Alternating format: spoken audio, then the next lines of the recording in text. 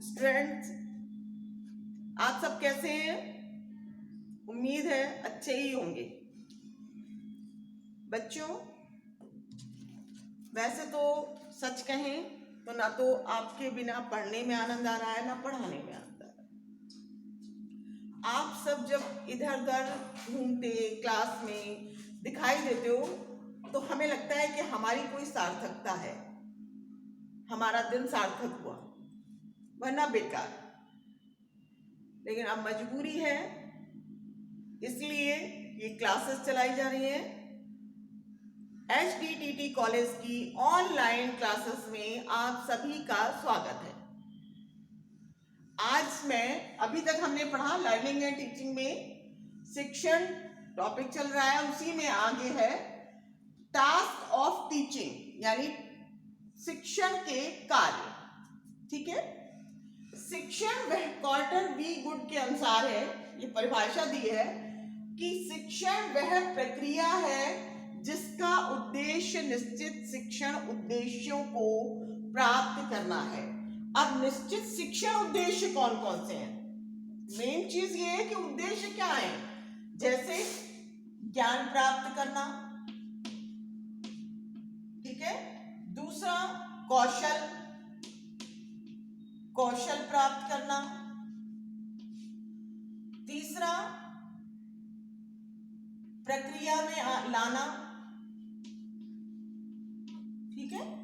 शिक्षण में टीचर आपको अपने क्रियाकलाप से, अपने शिक्षण कार्य से इस लायक बनाता है कि आप ज्ञान प्राप्त कर सकें, कौशल प्राप्त कर सकें। कौशल का मतलब होता है किसी चीज में दक्षता प्राप्त करना, ठीक है।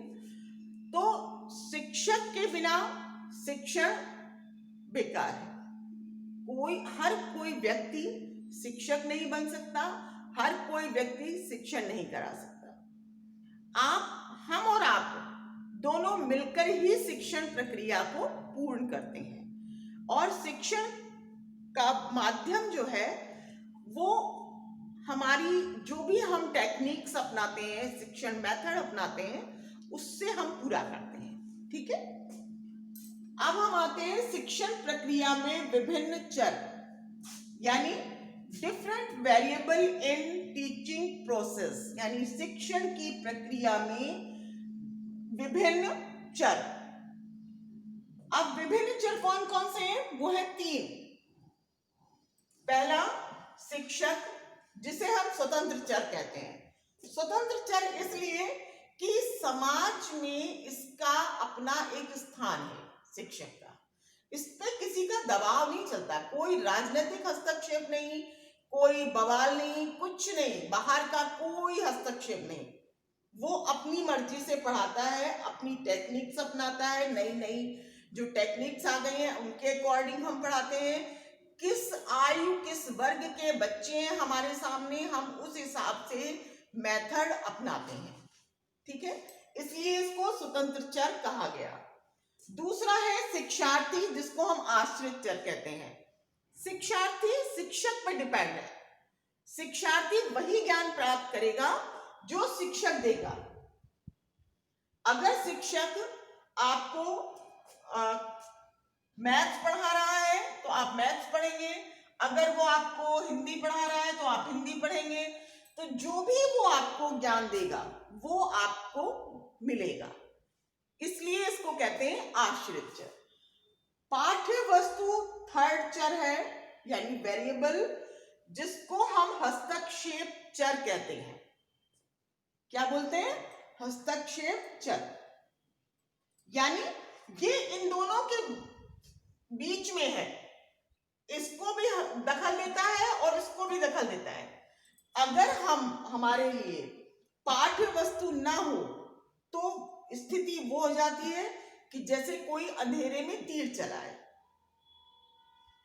पाठ्य वस्तु हमारे पास होगी, यानी शिक्षक के पास होगी, तो उसको मालूम रहेगा कि आज मुझे कितना पढ़ाना है, या एक साल में, एक सत्र में मुझे इतना विषय वस्तु बच्चे तक पहुंचानी है, बच्चे को सिखानी है। इसी तरह से शिक्षार्थी को भी पता होगा कि भाई मेरी पाठ्य वस्तु ये है और मुझे पूरे साल भर में ये काम करना है। यानी आज मेरे गुरुजी, मेरे टीचर जो भी है, मैम, वो मुझे ये पाठ पढ़ाएंगे। पाठ्य वस्तु कहाँ मिलती है? बुक में, पाठ्य पुस्तक में। तो इसीलिए इन जो शिक्षण प्रक्रिया के जो चर हैं वो है 3: शिक्षक, शिक्षार्थी और पाठ्य वस्तु। ठीक है। शिक्षण का कार्य कभी भी अकेले नहीं किया जा सकता। अब नेचुरल सी बात है कि अब जैसे हमारी अब स्थिति हो रही है इस समय कि हमारे सामने कुछ नहीं है, बस केवल कैमरा है ना। तो हमें ये लगता है कि क्या करें, कुछ क्वेश्चन नहीं आ रहा, कोई एक्सप्रेशन नहीं दिख रहे, कोई आई कांटेक्ट नहीं है, लेकिन मजबूरी है। और इसी से फिर भी हमें लगता है जैसे हम आपसे कनेक्ट हैं। और शिक्षण का कार्य हम दोनों के बिना नहीं हो सकता और हम दोनों का कार्य पाठ्य वस्तु के बिना संभव नहीं है। इससे आगे की जो विषय वस्तु है वो नेक्स्ट वीडियो में। Thank you, bye bye.